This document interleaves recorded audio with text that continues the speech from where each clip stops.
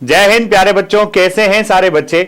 हमारी जो पीपीडीटी की सीरीज चल रही है उस सीरीज में काफी सारे बच्चे बिल्कुल एक्टिवली पार्टिसिपेशन कर रहे हैं और अपनी स्टोरीज कमेंट बॉक्स में भी लिख रहे हैं। साथ ही साथ उन कमेंट बॉक्स में एक और टाइप का कमेंट आ रहा है। कुछ बच्चों की एक प्रॉब्लम है कि सर असल में पीपीडीटी होता क्या है और एक अच्छी स्टोरी कैसे लिखना चाहिए और एक अच्छी स्टोरी के क्या क्या पार्ट्स होते हैं। तो प्यारे बच्चों, आपके इन तीनों सवालों के जवाब मैं 3 अलग अलग वीडियोस में कवर कर रहा हूं।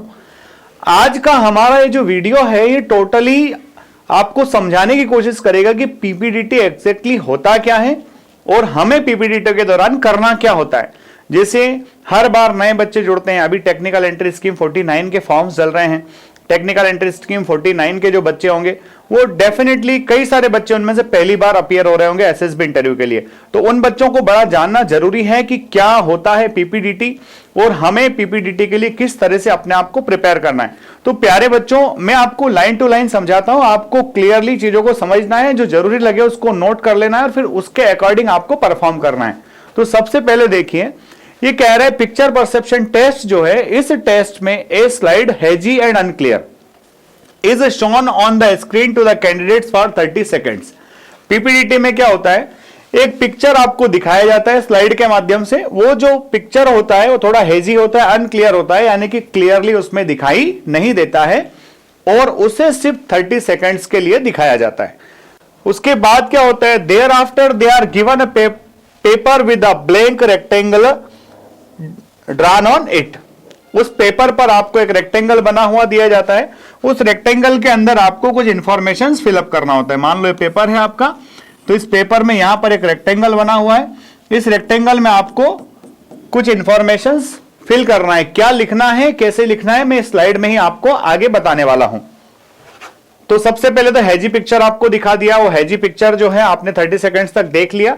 अब यहीं पर मैं एक बात और क्लियर करते चलता हूं कि जब आप उस पिक्चर को देखोगे, कई सारे बच्चे क्या करते हैं, उस पिक्चर को क्लियरली ऑब्जर्व ही नहीं करते हैं। अगर कहा गया है कि 30 सेकंड्स तक आप पिक्चर देखिए तो डेफिनेटली 30 सेकंड्स तक हमें पिक्चर को देखना है।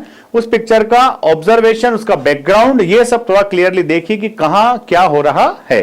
आगे कह रहे हैं, on this rectangle the candidate has to mark the position of the people he has seen in the picture. आपने पिक्चर में जितने भी कैंडिडेट जितने भी लोग देखे हैं उन लोगों को आपको पोजीशन बताना है, कौन है क्या है। Mark the position of the central character in the manner briefed who in his opinion will be required to tackle the problem shown in the picture और will be arising from what is seen in the picture. तो कुल मिलाकर के बात यह है कि आपने जो पिक्चर देखा, उस पिक्चर के दौरान आपने जो अपना हीरो देखा, जो सेंट्रल कैरेक्टर देखा। अच्छा, सेंट्रल कैरेक्टर कौन होने वाला है, तो सेंट्रल कैरेक्टर वो होगा जो प्रॉब्लम को टेकल करेगा या फिर जो कुछ दिखाया गया है उससे बाहर आ जाएगा, अपने आप को थोड़ा सा पुश करेगा एक्शन में जो आने वाला है। आपने जिस सेंट्रल कैरेक्टर को रिकॉग्नाइज किया है, आइडेंटिफाई किया है, उसका आपको सेक्स, एज और मूड लिखना है। जो रेक्टेंगुलर पार्ट दिया है उसमें आपको यही सारी चीजें लिखना होती है कि सेक्स क्या है, एज क्या है और मूड कैसा है। सेक्स आप मेल फीमेल लिख सकते हैं, एज आप उसका जो भी एज है, ऐसा जरूरी नहीं कि 18 साल का ही, आप उसमें एक रेंज लिख सकते हैं कि भाई एज जो है 18 से 20 है। और मूड के लिए आप पॉजिटिव नेगेटिव इस तरह से इस्तेमाल कर सकते हैं। हालांकि मूड के लिए आप जो है एंग्शियस, कंसर्न इस तरह से भी इस्तेमाल कर सकते हैं। तो आपने इस तरह से सारी चीजें फिल कर दी। Also the general scene, generally क्या होता है, एक्सीडेंट, फायर, फेस्टिवल, गेम, इस तरह की चीजें भी हमें मेंशन करना होती है, यानी कि थीम हमें वहां बताना होती है कि इस पिक्चर में वाकई चल क्या रहा था, इस पिक्चर में वाकई किस बात को लेकर के प्लॉट बनाया गया है। आगे देखिए, then in around 4 minutes the candidate is expected to write a story around the picture imaging as to what was happening. आपको इमेजिन करना है कि वास्तव में हो क्या रहा था। Before the scene in the picture, आपने जो पिक्चर देखा, जो आपके सामने दिखाया गया, उसके पहले क्या ऐसा हो रहा था जिससे यह हुआ। What is happening in the picture at present and finally what is likely to happen subsequently. पहले क्या हो रहा था, अब क्या हो रहा है और भविष्य में क्या होगा।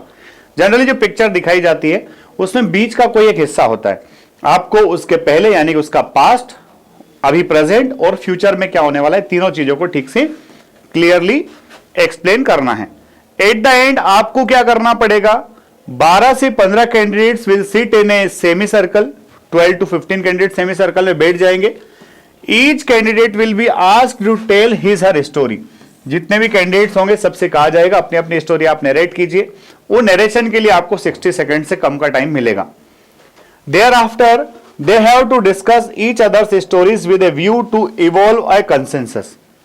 जब सारे लोग अपनी अपनी इंडिविजुअल स्टोरी नरेट कर चुके होंगे उसके बाद उनसे डिस्कशन करने के लिए कहा जाएगा, और डिस्कशन इस तरह से करना है कि सारे लोग एक कंसेंसस पर पहुंच जाए। इफ पॉसिबल और just express their views. This sequence is popularly called PPDT, picture perception discussion test. तो प्यारे बच्चों आपको समझ में आया कि पीपीडीटी के दौरान क्या क्या होता है। अब आपको मैं बता देता हूं कि आपको क्या करना है during discussion. Put your story forward with the best of your knowledge, fluency and command over voice. ध्यान रखिएगा, आपने जो कुछ लिखा है उसी को इफेक्टिवली आप रिप्रेजेंट कीजिए।